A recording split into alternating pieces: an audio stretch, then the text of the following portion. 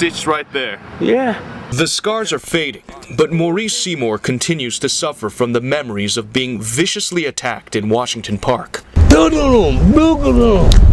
know, You fell backwards. all the way back. Seymour believes he was targeted by 3 young men wielding baseball bats because he was homeless. They did it for anybody that at that time was just going to sleep.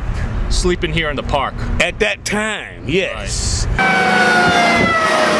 Seymour's story is a telling reminder of how dangerous it is to live on the streets. In 2003, 4 teenagers were arrested for videotaping attacks against several homeless men in downtown. A year later, a homeless man was stomped to death in the Humboldt Park neighborhood.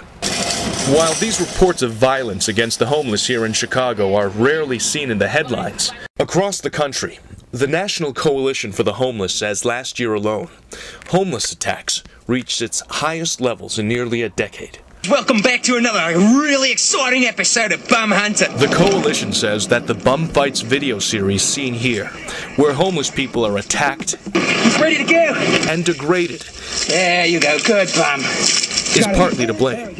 In most of the cases, teenagers were the culprits. I had my arm almost broke, bone come through there, finger dislocated. But teen attacks aren't the only safety concerns for the homeless. All knocked out on the street, huh? Yeah. William Cox says he was mugged for a cigarette by another homeless man outside this shelter in Uptown. Do not get stuck on the street from dark until daylight. Your best bet, you better get in a mission, find some type of help from a church. David Dunna lives in this park near Lakeshore Drive and says he's taking safety into his own hands. Show me what you got in your pocket then. What's that? My scissors. If I'm cornered and I see maybe 2 or more and I'm just the only person, I'm gonna hurt I'm gonna try and hurt somebody. Chicago police say homeless violence is a lingering concern. While they don't keep statistics, they say enforcement is difficult because the homeless are the least likely to report a crime. You don't want to call the police because You're homeless, so that heading you have for being homeless right there would make them just as soon, you know, I hate to say that they would think like this, but they may even think that, well, you're homeless, to hell with you. They broke my leg, you know, I tried to report it to the police, but they didn't give a care, so they just looked at me and said, well, you homeless, so you deserve it. It would mostly be homeless on homeless crime. Officer Don Zielinski works with the homeless. Most of what they do is illegal. They're sleeping on property, which is trespassing. They sleep in the park.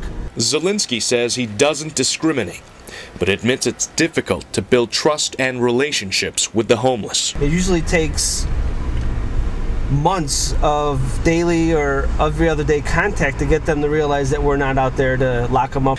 Some homeless advocates are trying to push legislation that makes violence against the homeless a hate crime with stiffer fines. If it were a race of people, fortunately our standards are high enough that there would be outrage and there would be prosecution, there would be better police control, etc.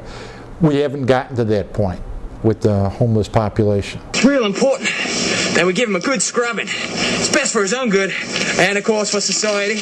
Yolanda Fields, who works for Breakthrough Urban Ministries, a homeless shelter on Chicago's west side, says it's going to take more than a law to keep the homeless safe. It starts there with us examining our own selves to see how it is that we are responding. So just the idea that we can walk past someone who is homeless or perceived to be homeless and not feel anything is an indication of, you know, where we're going as a general society.